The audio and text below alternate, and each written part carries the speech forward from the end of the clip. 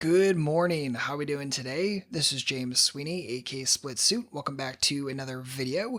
In today's video, we're going to review a hand sent in by Tony. This is a hand with Ace Queen, played at live 1-3. And without further ado, let's check it out. Alright, so in this hand, we have a limp by seat 4. Tony decides to attack, and obviously happy that we're attacking, but unshocking. My main gripe is going to be with the size here. If we're going to isolate, I'd much prefer it be between 15 and 20 bucks here. I think only going to 10 is giving seat 4 a great price, and it's not creating the situation that you want in a situation that Ace Queen is going to perform best in. So because of that, raise the price up a little bit and make that improvement in the future. As played, get called by the aggro fish, get called by the passive fish, and seat 4 folds? It's kind of weird. Would not have expected that, but it is what it is. So in this situation, Tony writes in the write-up that the aggro fish, the player on the button, is a very aggressive player who can fire multiple bullets until the river with air. Good, definitely a good note for us to have. So on the flop, we flop top pair, top kicker, always fun. Check. Hero checks. Bet for 17, call, check raise. Tony, you can't see it right now, but I have my hand very high, and I am offering you a great high five. Congratulations. I absolutely love this check raise. I see so few people do it, but this is really well done. High five, Tony. Now, if you're the kind of player that would never check raise here, don't worry, you're not alone. But I want to explain to you why I love this so much. So if we go back to the flop and hero is sitting here, yes, it is default and normal for the average person to c-bet here. You have top pair, top kicker, you have people that will continue with second best hands. Yes, the default is to go for a c-bet, probably in the 20 to 25 range. Okay, fine, that's the standard default play. But what does a check accomplish? Well, the button is an aggro fish, someone who's most likely going to bet whenever checked to them, right? We all know that kind of player. And this is something that a lot of people, they don't even consider checking to these kind of players when they have big hands. They just stay in their default, well, I'm just going to bet because I have top pair, top kicker. Okay, but you could be leaving money on the table. You may not be optimizing your line. So in this situation, if we check here, the aggressive fish is most likely going to bet a pretty large chunk of the time. Great, and they're going to bet with all sorts of hands, some hands that beat us and tons of hands that of course don't. Now, when the passive fish calls, this just allows us to make more money from them when they get into their calling mode, right? Because if we had just c-bet here for 20 or 25, the aggro fish calls, passive fish calls as well, okay, what is that really doing? We got some money from them, but we certainly didn't get 75 in on the flop against them, and that's something that's really sexy and attractive to me, because I want to get the passive fish to put in as much money right now as possible with 9x, with 7-8, with Jack 10, with Queen 10, with all of those second best combos. Am I going to get my butt kicked when he has Queen 9 suited? You bet. Am I that worried about it? No, not even close. So because of that, I love the check raise here. It takes advantage of someone who needs to bet every single time it's checked to them. It allows me to build an even bigger pot against both of these players. And you know what? The average person is going to assume that you have Jack 10 here. Or they're going to assume that you have like Ace King and don't know what you're doing here. They're rarely going to put you on something like Ace Queen or Pocket Kings or any of those kind of hands. And they can make a lot of mistakes against that. And of course, that's a great thing for you. So I really like the check raise. Now, as played, we end up getting called in both spots. Cool. So essentially, against the button, we have, a single potter left. Okay, that's nice and easy. Against the passive fish, we can get the stacks in very easily going into the turn and river. So this is a situation that I am very excited about.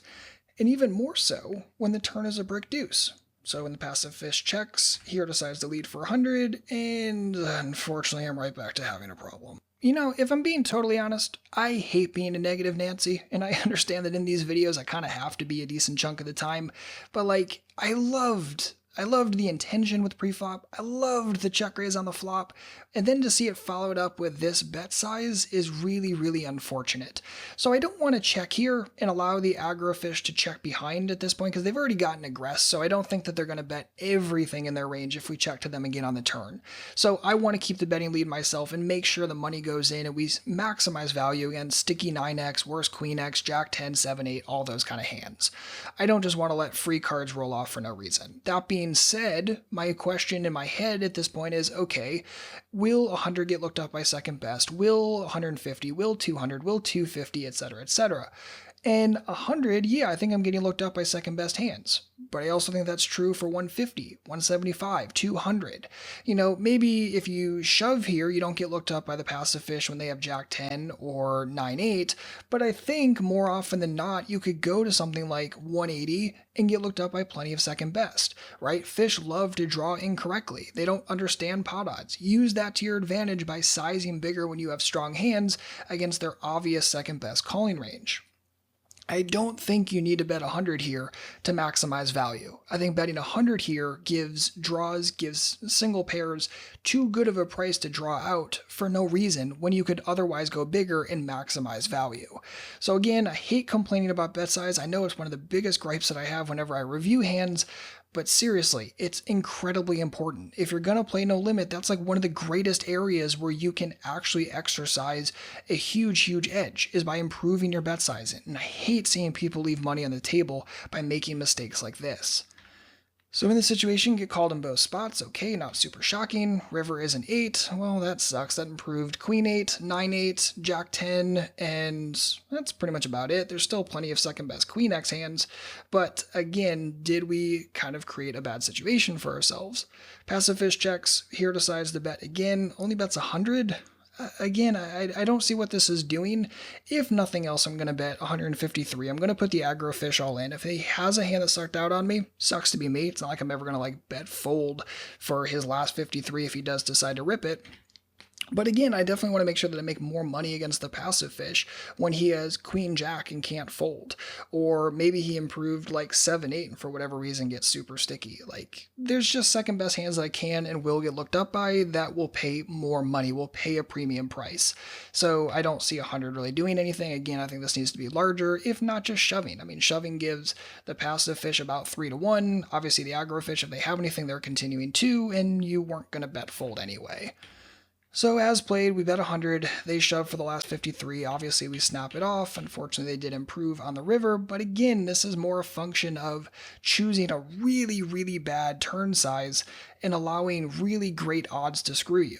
Had you bet the turn for a bigger price and they still continued with 8-9 and you still lost the pot, at least you know that you took the right line. There's nothing worse than sizing too small and inviting a bad beat that, again, you could have otherwise either maximized more value in the long run on or just not felt really bad at all when you're like, oh crap, I kind of did that to myself. So Tony, hopefully that helps you the next time you find yourself in a similar situation. Again, love the check raise. I just think your preflop and your turn and your river sizing need a little bit of work. Again, improvements, increases, and all of those I think are going to massively benefit your strategy in the long run. If you're looking for your next step today, I am definitely going to suggest picking up Unfolding Poker. It's a book I wrote earlier this year, and in it there are 2 major chapters that I want you to focus on. First is c-betting the flop in multi-way pots, exactly like this situation where we got here on the flop, and then also maximizing value against fish. Both of those chapters are really going to help you wrap your head around this, not just in single instance hands like here,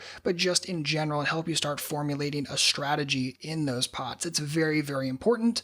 And if you pick up Unfolding, remember there is the audiobook version as well. You can get both the ebook and the audiobook.